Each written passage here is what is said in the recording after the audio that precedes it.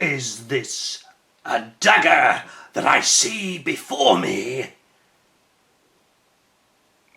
Beware the Ides of March. No, it's not a dagger. It's a Warthog Thunderbolt. Not one, but two. So, once more unto the breach, dear friends. Once more, we are going to have A10 Warthogs for breakfast. Hurrah! Okay, enough of the Shakespeare. Welcome back to the channel, everybody. Thank you very much for joining me once again. Yes, indeed, it is the return of the Warthog, but today we're going to be looking at the new one from Academy. The A10C just arrived in the country. Here it is. Da, da, da. Very, very nice indeed. And of course, you'll recall that we previously had the A10C, which came from Hobbyboss, which is here. So I thought, I'm not going to do a complete side-to-side comparison because that'll take too long, but we will have a look at one or two parts of the old kit when we're looking at the new one and just bring them out for comparison, because I saw the new kit. It was on display at Telford Scale Model World back in November, and I thought, yes, I think I've got to get it, you know. But I wasn't quite sure. At the time, originally they were saying it was going to be about £53 to £60. Well, that turned out to be slightly inflated. It's less than that. And I've just paid under £40 delivered to the door for the new Academy kit. So it's going to be interesting. I think that's a very good price, by the way. Not from one of my usual suppliers. I won't name names. It's not fair to advertise to people, but not from one of my usual suppliers. But it's just arrived. It's beautifully packed, so I'm very impressed with the people. If you want to ask me in the comments or whatever in the chat, I will tell you who it is. But anyway, let's talk about the new kit. So, as I mentioned, it was the sprues were displayed at Scale Model World back in November 2022, and of course, you know, you wait for a decent A10 to come along, and then two come along at once. So today it's a tale of two A10s. So I'm mixing up my Charles Dickens and my William Shakespeare metaphors and titles a little bit here, obviously, but anyway, not to worry. So what I'm going to do, I'm going to just pop the Hobbyboss out of the way for the moment. We'll come back to that, and I thought we'd have a look at the new kit. So here we go. Obviously our friends in South Korea, Academy, produced this one. World-class product of Korea, it says, or South Korea, luckily. So let's zoom you in, and without further ado, we'll get cracking and have a look at this, because it's an interesting subject, isn't it? So we've got this paint index guide that's on the side, where they tell you, and I must admit I find this very, very helpful, because they go into quite a few of the alternative colours. What does let it down a little bit, however, is its Humbrol. Well, I'm not sure who's going to use that. You know, live colour testers for the States. Revell, Vallejo, AK Interactive. No mention of Tamiya there, or Mr. Colour. Oh, it is, sorry, Mr. Colour. Of course, it's GSI Crayos Mr. Colour. It's their parent company. Okay, so you got Mr. Colour, but there's no Tamiya mention, which is slightly disappointing. But anyway, you have got kind of quite a few of the ones you might use, but I thought they could have included Tamiya. On the other side, this is the A10C, the Flying Tigers. Now, something I should point out on this, I'm not trying to be the greatest expert on A10s, but I know there's been a bit of a slight controversy on some of these, that this is the pave penny sighting system, which was actually more common on the earlier A10s, the A10A. But I am reliably informed that they did use them on the C when they were doing the early models, and they dropped it because they had the later sniper pods and I've got the name of the targeting pod now, but you know the one I mean. We'll come to it in a minute. I'm sure it'll be all shown in the kit. So they didn't need this anymore. Obviously, it's a bit of a obstruction next to the undercarriage, and aerodynamics causes drag and all sorts. But it's not necessarily wrong to have that shown, and apparently there were some of the early Cs that came out with it on, apparently. Anyway, as I say, it's the Flying Tigers. We have got them over here. Nice photos of the finished actual kit. Now I do like this. This is one thing I've talked about in the past. I do prefer this, where they actually show the finished kit. Obviously we don't want that on the front, but we'd like to see it to give us an idea of what its proportionality and kind of the dimensions and the sort of little bit of the detail of the kit, which is quite nice to see. And we don't get that with a lot of them these days. We get a huge amount these days, especially with the Chinese manufacturers. They've got a nasty habit of showing CGI stroke CAD renderings, which do look fairly awful and frankly are meaningless in terms of the plastic. Now, as I say, we don't want to have the humbrol 1980s style finished kit, very badly finished in the case of those Airfix kits.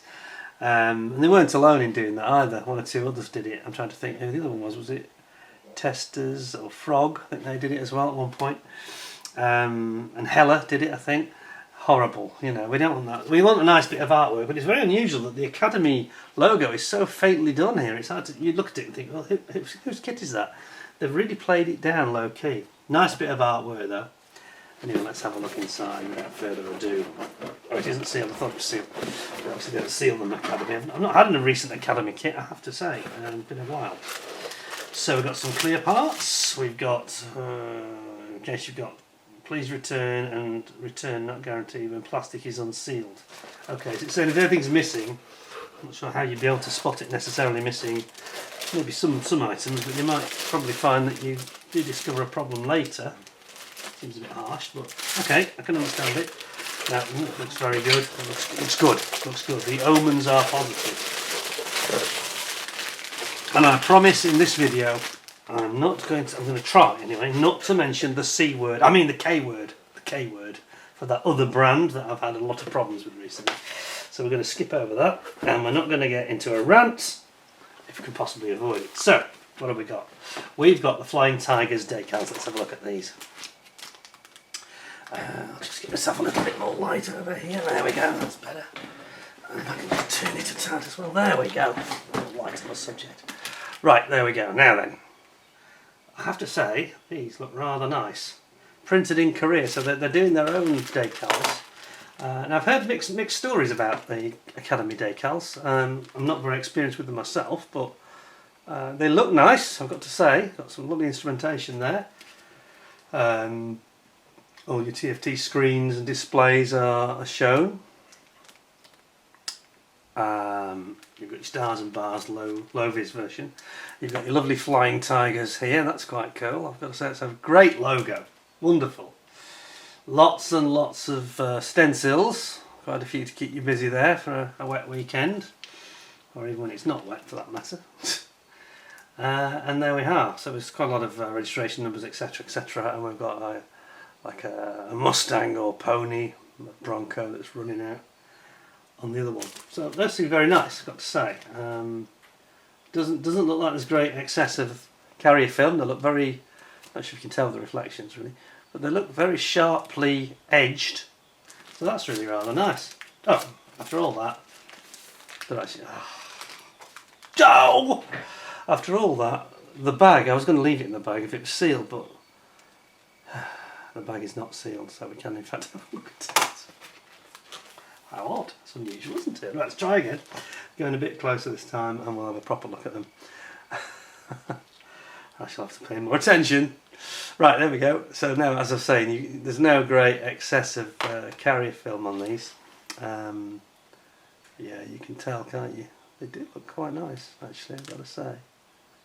Yeah, very nice decals, those are.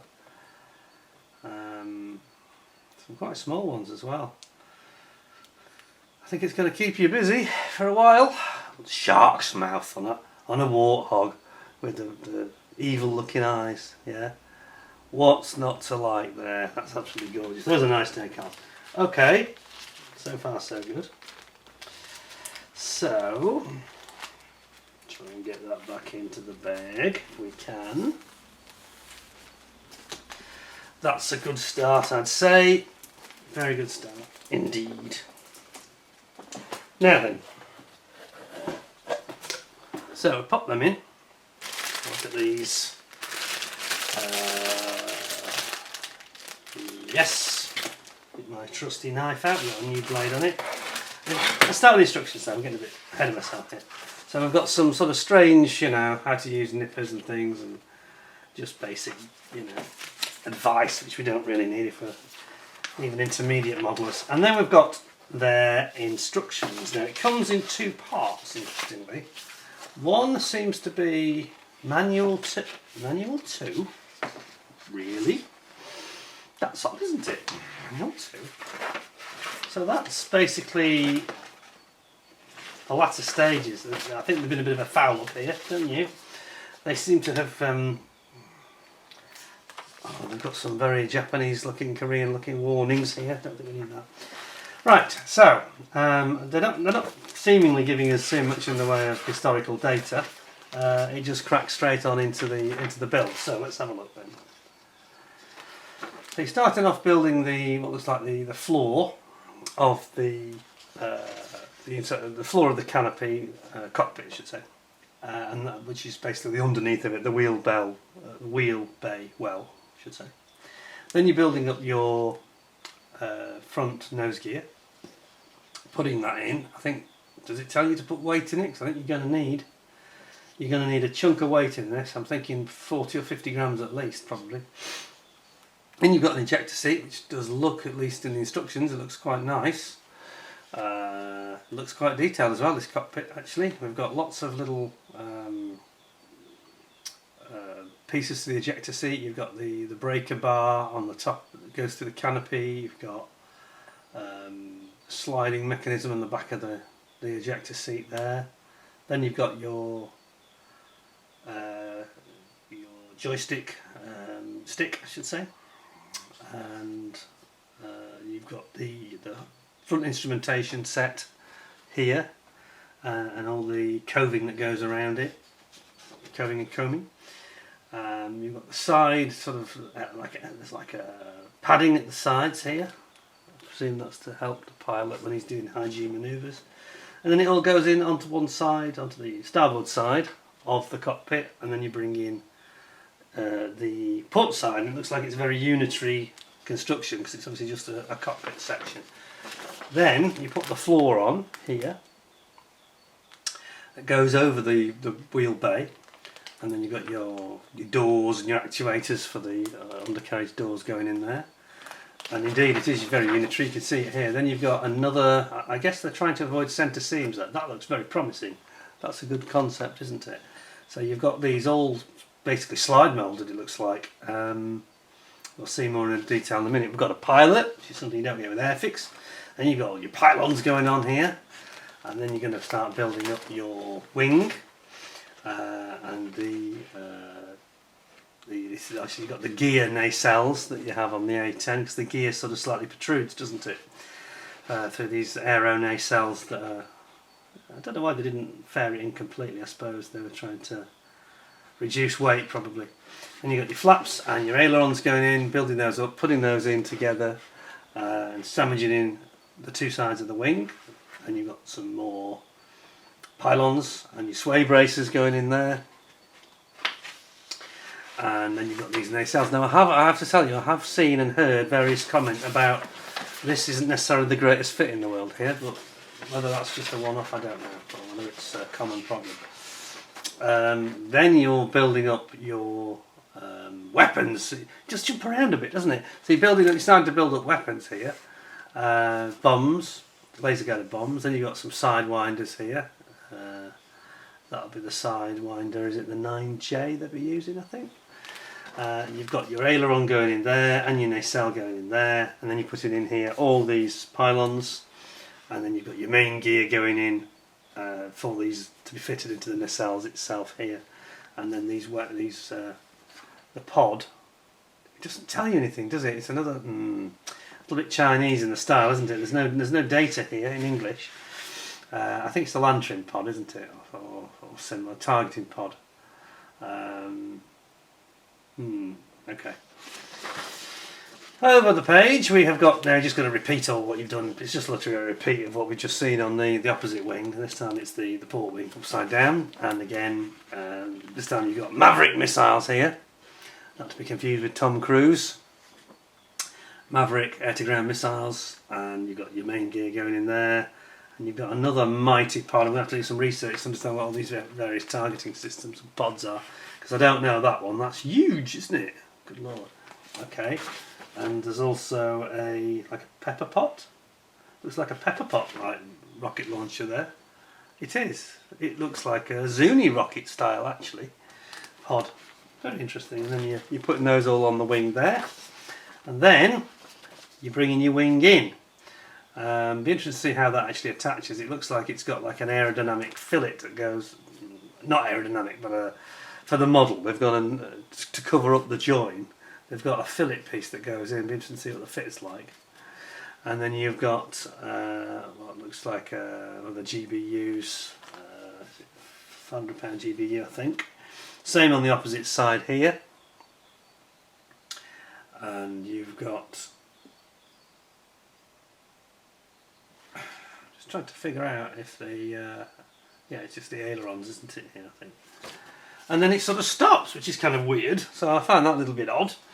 And then it's almost like somebody forgot and thought that they'd completed the instructions. Why is it? I'm not trying to be, you know, having a rant here. I'm not. But why is it in the Far East they're not good at instructions? You know, apart from Tamiya. I don't really see why it is that they struggle with it so much. Here we go, part 2. You couldn't make it up, could you? Really, it's very bizarre. So manual 2, or part 2, as it probably should say.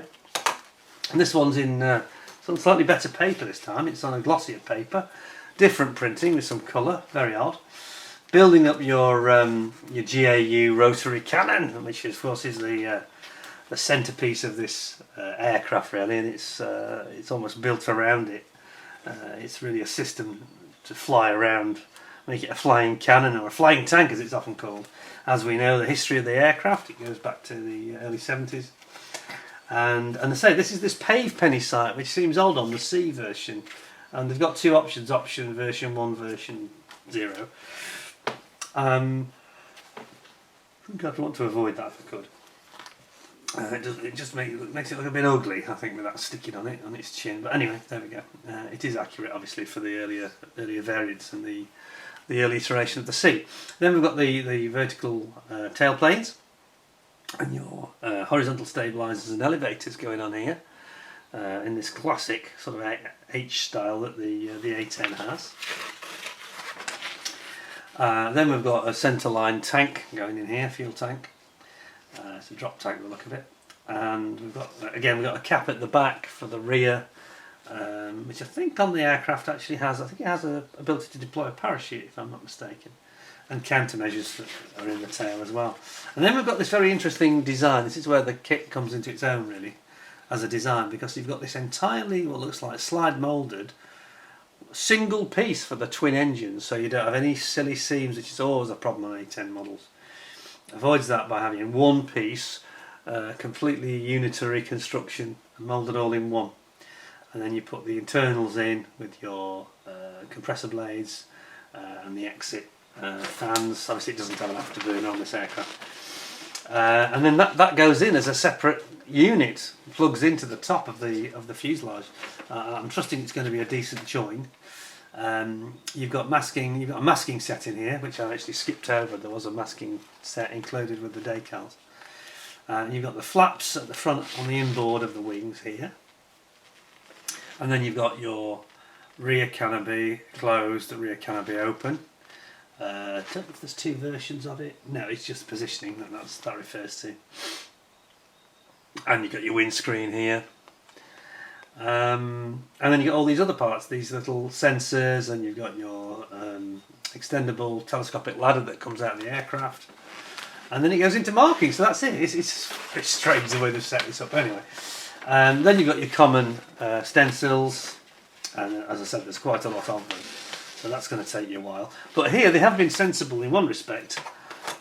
Unlike my other experience with the C Harrier from the manufacturer, the C word, the K word I mean, where they put the stencil data right at the end and yet didn't tell you that some of the things they appeared to put in the colour call-outs were in fact stencils, and was totally confusing and counterintuitive. Stupid. But here they've gone and put this before the final markings and decals. They've put the stencil data in, so that's very good. And then we have, zoom you back in, the 2 options that they provide, being the A10 from 75th 75th EFS. What's the E stand for? Fighter Squadron. But basically they're a fighter group that were at Bagram Air Base in Afghanistan in 2014. as you can see. Very nice markings there. This is the one that's got the shark's mouth on it, and I think it's the one that's got the pony on it as well, the pony design if I'm not mistaken. Just trying to see where the pony is. Can't see that strangely. Where is that then? Can we see a pony? Can't see it. But yeah, the callouts are fairly clear, you know, and it shows the positions of all the main decal. And then you've got the flying tigers, or tiger sharks they call themselves. Tiger sharks? Well, they call themselves flying tigers on the box, and they call themselves tiger sharks here. So I'm a little confused, to be honest. Very odd. But that's a very attractive scheme, and you've got this kind of like a Southeast Asia scheme on the vertical tailplanes only, which is odd. I'll have to mix and match it, but it's a very interesting colour scheme. I'd probably go for that one. And then we've got the Assam Dragons. This is the South Korean based fighter wing in South Korea, which is obviously why Academy have where they've got their inspiration from. And sorry, that's the one that has the colt or the pony running on the back. So that's where it is. So there's actually 3 schemes. Yeah. In fact, it's 4. It's 4. It's so subtle the difference over here. Just going back on myself, they've got 2 that are almost look like the same, but they're actually 2 different schemes. One's based in the States, and one is actually based in Afghanistan. And then at the end, we just have the call outs for the sprue map, which is, yeah, I'm not sure why they bother with that because they printed it quite fine and quite small. Seems a bit pointless, really. So I've got to be honest, I like the fact they put the stencils at the end, and the kit promises to have some interesting parts, but I don't think they're going to get too many awards for their instructions in 2 parts, printed in different colours and printed in different ways. And anyway, we won't get too bogged down with that. Let's have a look at what we got. I'm going to start with the clear parts. Yes, I'm going to open them, don't worry. I'll treat you this time. Clear parts, what have we got? Just move that out of the way and zoom you right in for a proper look. Now then, now you may recall that on my Hobbyboss I had a bit of a problem with some very faulty clear parts that were replaced by the supplier, the UK supplier, all sorted, but yeah, they came with some rather dodgy looking clear parts. Well, I have to say, this looks pretty good. Maybe slightly cloudy on the surface. I think it's actually release agent. I don't know if you can see that on the camera. There's a cloudiness to it, almost like there's an oily release agent on the surface of the plastic. Other than that, it's really clear. I mean, that's sharp, and it's I was going to say it's distortion free, but it is on the front, less so on the bubble on the rear, but we know it's very difficult to mould. I don't know if that's going to pick up. Let me just see if I can put something behind it that might show you that there is some fairly, especially there, just at sort of 11 o'clock, so to speak, on the canopy. There's quite a lot of distortion there. Not so bad on the other side. But it is nice, and it is tricky, you know, to mould something that's a bubble without any distortion at all. And it's very sharp, very bright looking plastic. It looks very attractive. And then you've got your gun sights similar to lamps and things that are on the wheels, landing lights, glass.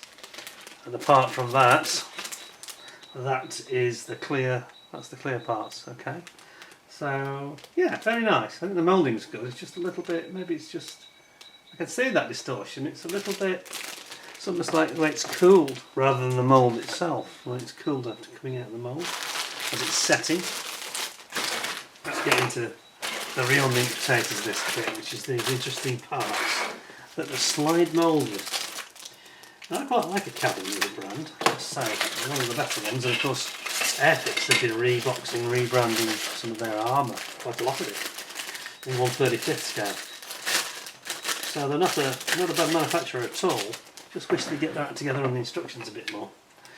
Well, they've got their act together on this looks rather nice. Certainly to the eye, that is rather splendid. So instead of having all these silly joins and this is where probably I should get out the Hobbyboss for you. If I can just put that in frame so you can actually see it. I think it'd be useful to see the difference with a more conventional kit, shall we say. If I can grab the parts. So, you know, here we go. Now this is actually sealed now. I've resealed this, so I can't open it. But you'll get the difference absolutely immediately. So this is the Hobbyboss, which is a more typical solution, where we have, you know, it's moulded in several parts. You've got a lot of joins where there is potential for lots of problems. So you've got 1, 2, 3, 4, these 6 parts there for the outer, for the main outer section. Whereas here with the new kit, we just have this single piece, completely slide moulded. So, and it's there's no join down the centre of the fuselage. You've got no join. The only downside is you can't have the engine open, of course. You know, it is sealed, buttoned up. But the quality of the moulding is well, sublime. That's beautiful. Look at that. That really is something else. Absolutely stunning. Stellar, stellar. So it's interesting, a different approach completely. And then again, the fuselage. Now again, slide moulded in one big section. Let's just have a closer look at this. Look at that. Some lovely detail underneath. Oh yes, very nice.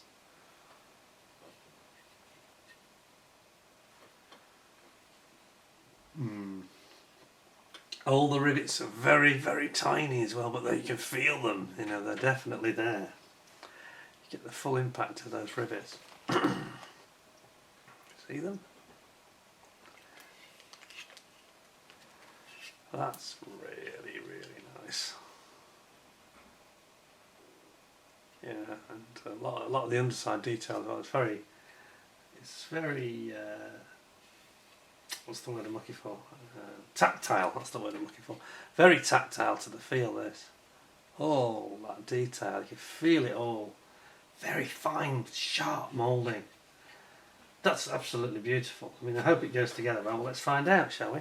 Without using any glue, obviously.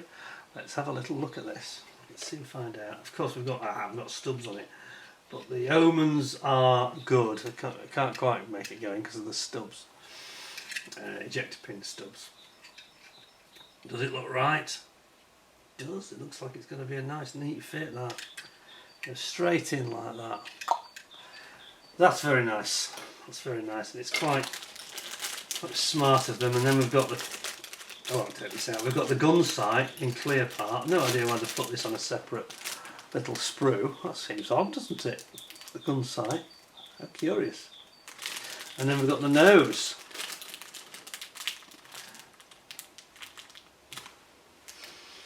Oops. There we are. The nose.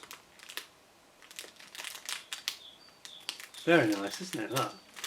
Again, trying to avoid any joins or seams, long seams down the centre of the aircraft. Well, I've got to say, that's quite something. There's a level of Tamiya-like thinking gone on to create that as a concept, you know.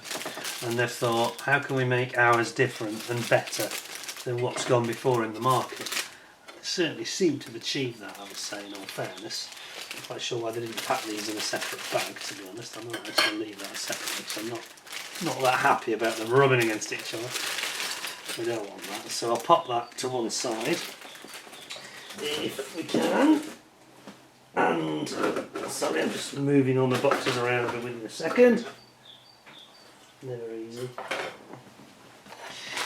Let's have a look at what else we've got. So, this is where they suddenly get mean with the bag. The others have been very generous. Now they've gone and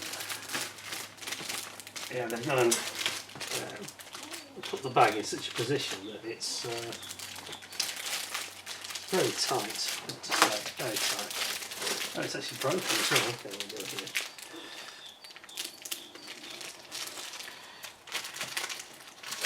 Right. There we are. Okay. Now then. So this is the forward section underneath the chin of the cockpit area where the gun is, the GAU Gatling cannon, electric cannon. Look at that. Ooh, so again some very fine moulding and superb panel line and detailing, all the little panels and hatches and the vents. Absolutely stellar, that. I do like the way they have this numbering or lettering system on their sprues. That's really good, actually. I like that. That's that one.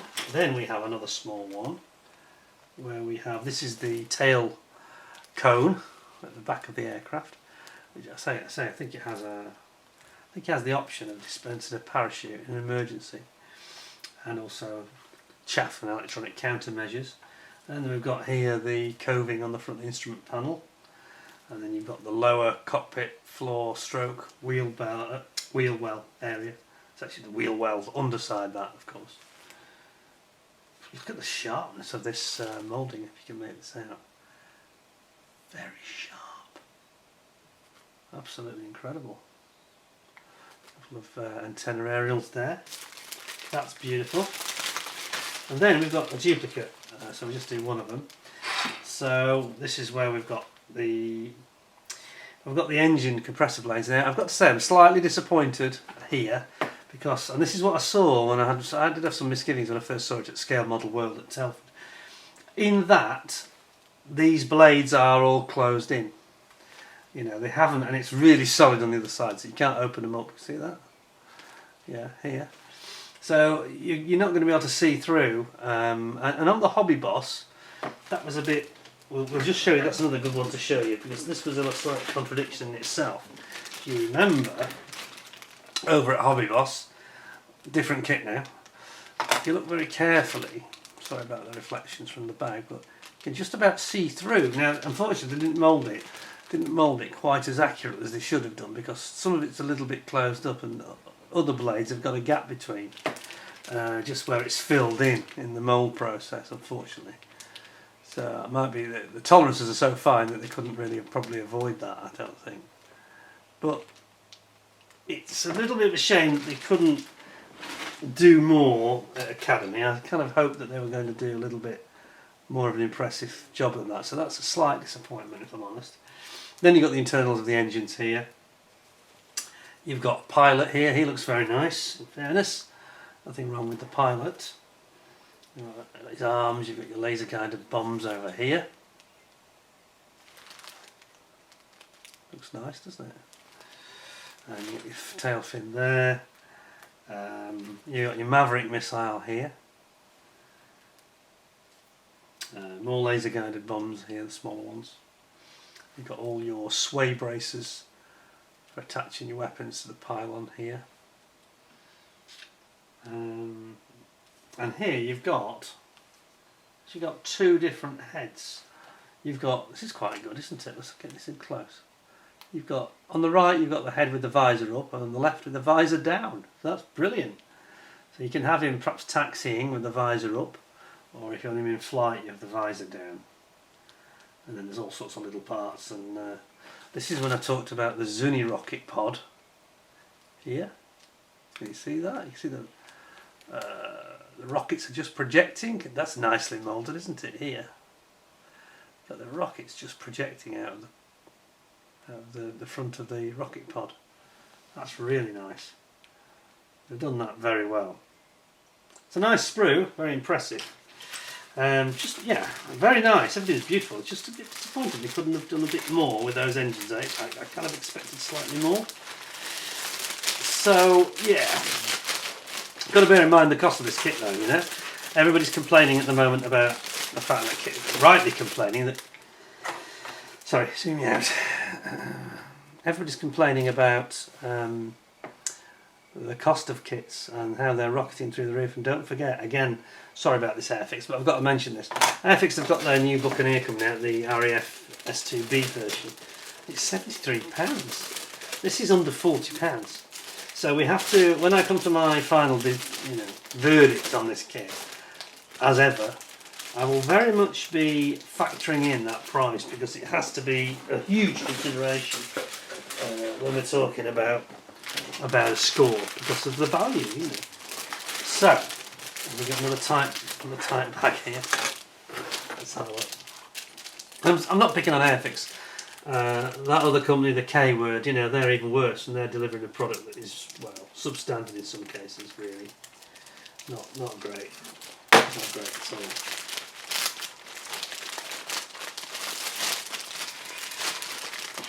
A little bit of trouble with my bag. Doesn't want to open at the end for some reason.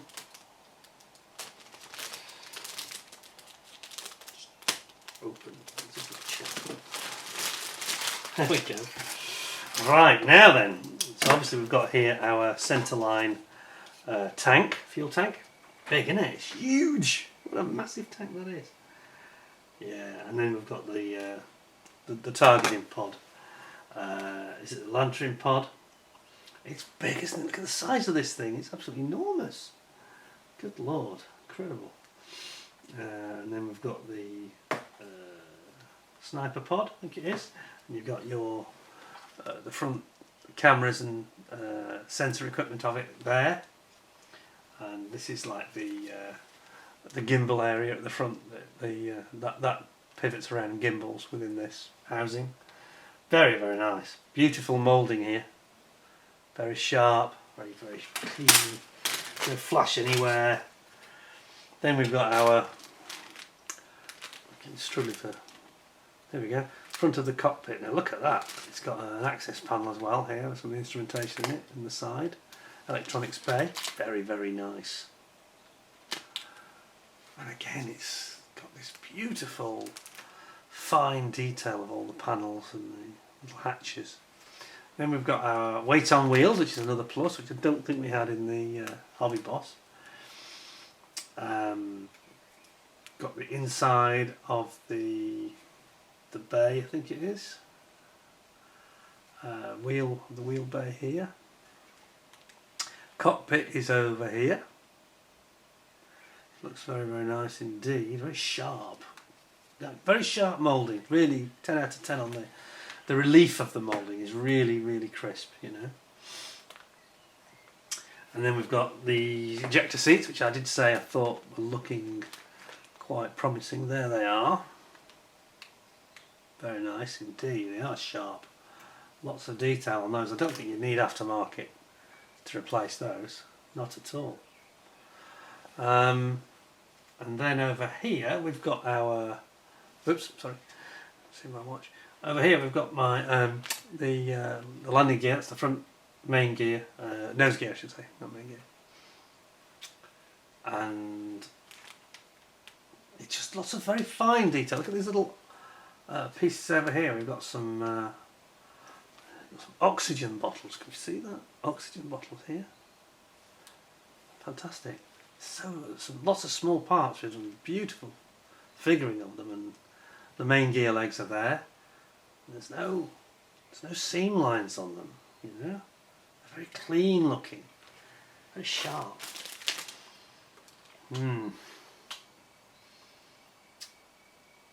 Oh, sorry, there's one I missed. Sorry, go back. There's the extendable telescopic ladder that comes out the side of the aircraft there. Oh. Got the main seat cushions here.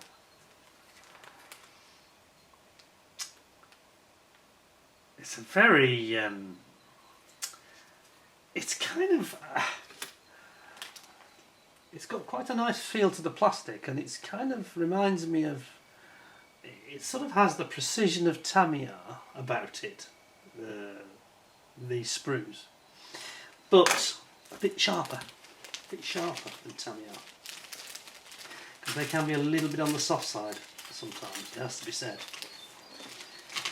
So, in terms of the sort of quality of the design, it's really good. Absolutely knockout, to be honest. Not sure about the design of the bag. It doesn't matter. It doesn't want to go in at all. Come on, get in there. Here you go. That's it. Okay, that one and that one. It says, and we've still got trouble with this bag. Got to go in. There we go. Gotcha. Right, there we go, and then that just leaves, I think, just one bag with quite a big sprue in it. Face to face, scratch. This is the real business end of the model, really. All your wings, etc. Whoops. What have we got?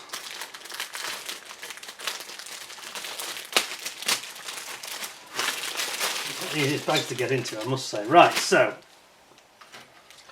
here we have big sprue. This is the biggest sprue of the lot, really. So we've got the top wing, and the detail on these is really nice. Look at this, so sharp. Look at the rivet detail here. Yeah, that's very nice. All the cutouts for the hinges, all there, and then underneath we've got, it's actually the top of the wing sort of, it inserts here, the lower wing inserts there, so that is actually the lower wing. This it has this sort of lip, obviously on the A10. It's like an air fence at the end of the wing which stops the air from bleeding off, which enables it to have this very great low speed performance. Of course, it's got extreme agility at low speed, which is part of its secret, obviously, to deliver attack, close air support onto the battlefield and deliver munitions to the ground. Here's your pave penny. Slightly questionable part, obviously, because most of the A10Cs don't have that, but that's choice whether you put it in. But it is beautifully moulded. Look at that. I actually think that some of the parts in this kit are some of the nicest moulding quality I think I've ever seen. They're right up there with the best. Such a sharp, crisp, finely detailed. Look at those little access hatches there, oval coloured, oval shaped. Look at that. Here's your little slats here at the front of the inboard wing. It's sublime, really. Moulding is so crisp, so crisp. And then last but not least, see me back for this. This is the final sprue. So this is all the tail planes, vertical stabilisers, horizontal stabilisers, elevators, and the rudders. It's unfortunate that you can't pose them, you know, with your elevator up or your rudders deflected in any way. That's a little bit of a shame. But they're all fixed. But the relief detail in them is just stunning, really. Look at that. I mean, that's as good as it gets, really. I mean, look at the house. Absolutely amazing. Gorgeous. And they're in two halves, so they join down the centre. This is the underside of the horizontal stabiliser. And you've got various parts that are going underneath the rear of the fuselage. And you've got these fillets I mentioned that they've thrown in to try and avoid a wing join, which is quite a good concept. And these are these nacelles where the undercarriage main gear goes here. And this is the parts that one or two people have had problems with. They've not necessarily gone together as well as you might hope or expect. Well, it's remarkable, really. It's like a so that's a tale of two A10s. You haven't seen much of the other Hobbyboss A10. We'll just pull out, for comparison's sake, for your interest, and we'll just pull out some of the wing parts, because I think they were quite good as well, in fairness. There was nothing wrong with but they just didn't have the sharpness that that's the lower wing. So if you did lower wing and lower wing together here, that's a bit unfair because we're in the bag here, I know, but if we compare the two, yeah, I mean, actually the Hobbyboss is actually very good. They're close, but there's just an added sharpness in the relief that's on the Academy. Just seems to be... The Hobbyboss looks a little bit more Tamiya-like, going back to what I just said about softer moulding. It's all there, but it's just a bit softer. And on the Academy it's very fine, the riveting detail is very fine.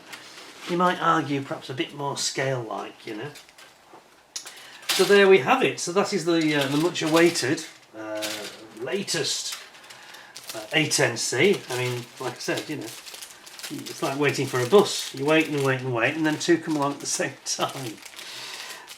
Very, very impressive kit. I'm almost bound to say in my conclusion, I think, which I will come to, and we'll get this in the bag. There we go. Thank you very much. So, the Academy A10C, and you can see there are some stark differences with the Hobbyboss. But remember, the Hobbyboss was only £33. I think the disappointments with this really are mainly the instructions. I was a bit disappointed that they didn't do more with the engine compressor blades. I thought that could have been a bit finer, a bit more. It's the one part of the kit, I think, that lacks a little bit of finesse. Not in concept, but in detail. I mean, the idea of all these slide moulded parts that are slotting together to avoid seams down the fuselage, that is genius, and we really need to see a lot more of that coming from other manufacturers. And of course, the Hobbyboss is a much more conventional side-to-side join. So that obviously Academy have looked at that and said, look, let's do this in a different way, and let's try and help the modeller to avoid all these obvious seams.